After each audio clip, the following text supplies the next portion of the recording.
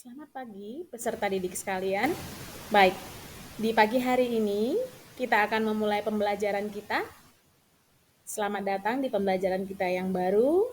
Mari, sebelum kita memulai pembelajaran kita siapkan hati kita terlebih dahulu ya.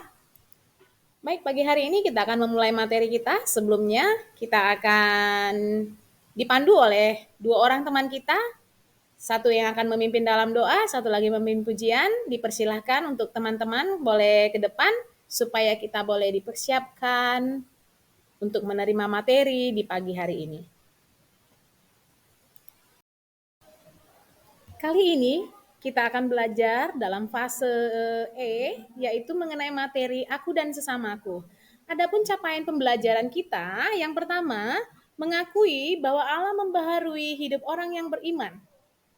Adapun ayat dari firman Tuhannya yang terambil dari Alkitab Lukas 6 ayat 27 sampai dengan ayatnya yang ke-36, lalu Lukas 18 ayat 15 sampai dengan ayatnya yang ke-17.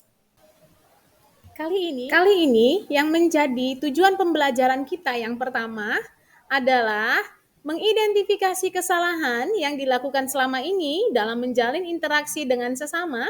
Yang kedua, memahami ada 5 tingkatan dalam menjalin hubungan dengan sesama. Yang ketiga, memahami kekhususan dalam pola pertemanan pada remaja. Yang keempat, memahami dasar Alkitab untuk berinteraksi dengan sesama. Dan yang kelima, mampu membedakan antara kasih dalam arti eros, philia, dan agape. Adapun kriteria ketercapaian tujuan pembelajaran, yang pertama, peserta didik memiliki pemahaman yang benar mengenai menjalin interaksi dengan sesama. Yang kedua, peserta didik mampu menjabarkan mengenai menjalin interaksi dengan sesama. Yang ketiga, peserta didik mampu menjabarkan pola bagaimana menjalin interaksi dalam pertemanan yang khusus pada masa remaja. Yang keempat, peserta didik dapat menjelaskan pemahaman tentang dasar Alkitab mengenai menjalin interaksi dengan sesama. Dan yang terakhir, peserta didik dapat membedakan kasih dalam arti eros, philia, dan agape. Dalam kekristenan, manusia disebut sebagai imago Dei yang berarti perwakilan dari gambar dan rupa Allah. Hal ini menunjukkan bahwa keberadaan manusia adalah bukti bahwa Allah ada. Imago Dei bukan berarti penampilan Allah dan manusia menjadi sama, tetapi memperlihatkan hubungan khusus Allah dengan manusia. Apakah kita tahu bahwa kita dipanggil sebagai terang dunia? Secara khusus, remaja Kristen, mari silakan perhatikan bahwa kita semua dipanggil dan memiliki tanggung jawab yang berbeda-beda dalam setiap panggilan kita. Tetapi dalam hal ini, remaja Kristen harus bisa menjadi inspirasi bagi banyak orang. Pada slide ini, Ananda Ibu ajak untuk mengunjungi link yang ada di slide ini. Mari silahkan. Temukan ada beberapa manfaat pertemanan pada remaja. Ananda, silahkan membacanya, kemudian mengamatinya. Pernahkah Ananda berbeda pendapat dengan orang lain ketika Ananda bersosialisasi di tengah-tengah lingkungan Ananda? Pada slide ini kita akan melihat ada 5 tingkatan menjalin hubungan lengkap dengan penjelasannya. Kamu juga bisa mengunjungi websitenya ya. Yang pertama, orang asing atau yang tidak dikenal. Orang yang mungkin hanya tahu nama atau bahwa sekolahnya sama dengan sekolah kita, tetapi tidak pernah saling menyapa. Pada saat ini, kesan pertama memegang peranan penting. Bila kita terkesan pada orang itu dan muncul keinginan untuk mencari tahu lebih lanjut, kesempatan untuk maju melangkah berikutnya. Yang kedua, berkenalan terjadi karena ada kesempatan untuk saling menyapa. Akan tetapi, bila ternyata terjadi lebih banyak percakapan, bisa berlanjut ke tahap selanjutnya. Tahap selanjutnya, berteman karena ada rasa tertarik. Untuk mengetahui lebih lanjut, mungkin dipicu oleh kesamaan minat dan kesamaan aktivitas yang ditekuni, akan tetapi bila tidak bertemu juga tidak ada rasa kehilangan, tidak saling mencari. Yang keempat, berteman dekat karena sudah ada kebutuhan untuk saling memahami satu sama lain. Demikian pula ada kesepakatan untuk saling terbuka, menceritakan masalah yang sedang dihadapi. Tahap yang terakhir ialah bersahabat sebagai tingkat pertemanan tertinggi.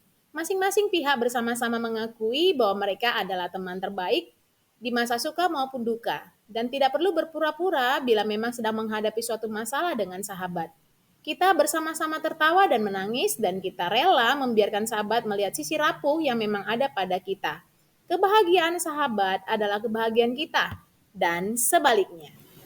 Mari kita akan melihat apa dasar Alkitab untuk menjalin interaksi dengan sesama yang terdapat di dalam Lukas 6 ayat 27 sampai dengan ayatnya yang ke-31. Kasihilah musuhmu. Itu adalah dasar teologia buat kita menjalin interaksi dengan sesama. Yang pertama yaitu teman. Dasar teologianya diambil dari Kejadian 2 ayat yang ke-18. Selanjutnya mungkin ini bukan cerita yang asing lagi buat Ananda sekalian. Yang kedua yaitu persahabatan. Adapun dasar teologianya adalah dari kitab 1 Samuel ayat 18 yang mengisahkan tentang persahabatan Yonatan dan Daud. Anak didik sekalian, ini mungkin menjadi bahan perhatian khusus bagi Ananda, karena di usia Ananda sekalian, kita akan belajar mengenai pemahaman tentang pacaran. Memang kata pacar tidak kita temukan di dalam Alkitab, tapi kita bisa melihat di dalam 2 Korintus 6 ayat 14 sampai dengan ayat 15. Oleh karena itu, mari perhatikan dengan baik. Bagaimana seharusnya seorang remaja membangun hubungan pertemanan dengan lawan jenisnya. Tuhan Yesus mengajak kita untuk belajar dari anak kecil mengenai beberapa hal. Terdapat dalam Lukas 18 ayat 15 sampai dengan ayatnya yang ke-17. Di mana dalam kisah ini Yesus memberkati anak-anak. Myers 2019 berpendapat, seorang anak memiliki karakteristik banyak bertanya, ingin tahu banyak hal, kreatif, imajinatif, mudah mempercayai segala sesuatu. Spesialnya anak-anak adalah mereka tidak menyimpan dendam, mudah memaafkan, sehingga kita diminta untuk memiliki karakter seperti anak-anak ini. Karena sesungguhnya firman Tuhan mengatakan bahwa barang siapa tidak menyambut kerajaan Allah seperti seorang anak kecil, ia tidak akan masuk ke dalamnya.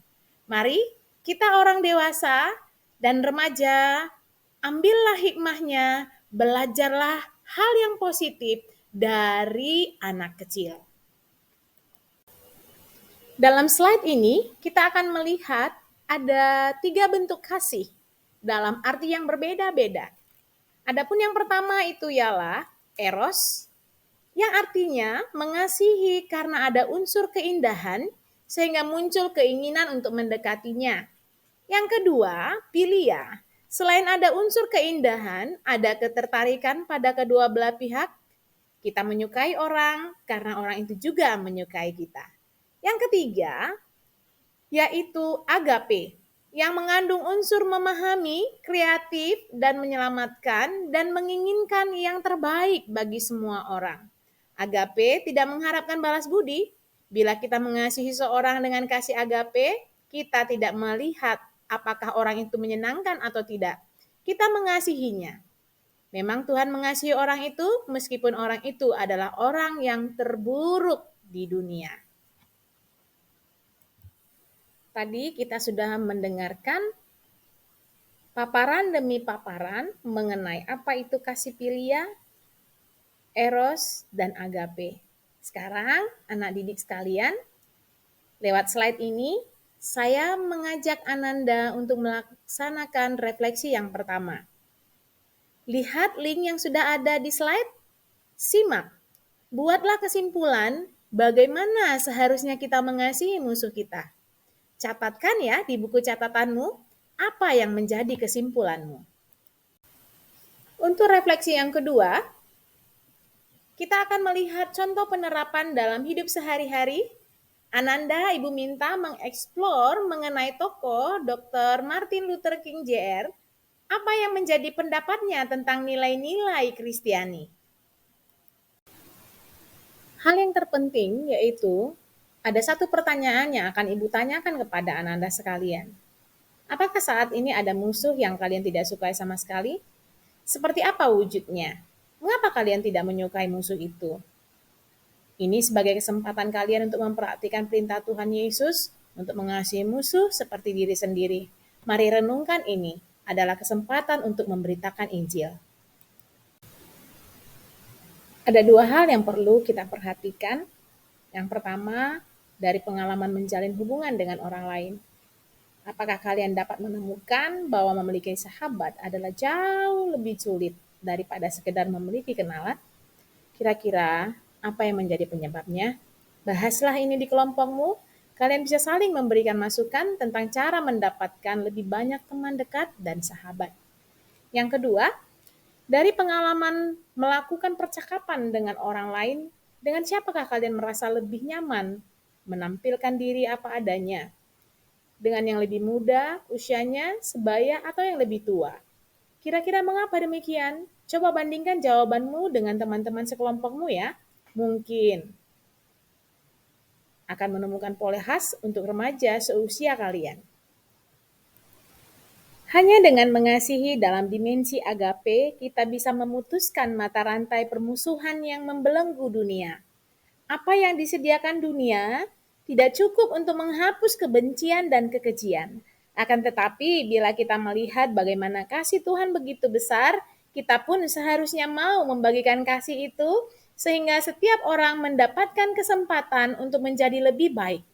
Bill Graham menegaskan bahwa kita akan dimampukan untuk mengasihi musuh bila kita menggunakan mata Tuhan untuk melihat hal-hal baik yang memang ada pada tiap manusia karena diciptakan menurut gambar dan rupa Allah. Ingatlah bahwa kita adalah imago Dei-nya Tuhan. Memang tidak mudah untuk memaafkan orang yang menyakiti kita. Tapi satu hal, kita sebagai makhluk sosial, tiap manusia tidak bisa berdiri sendiri dan ia selalu membutuhkan kehadiran manusia lain.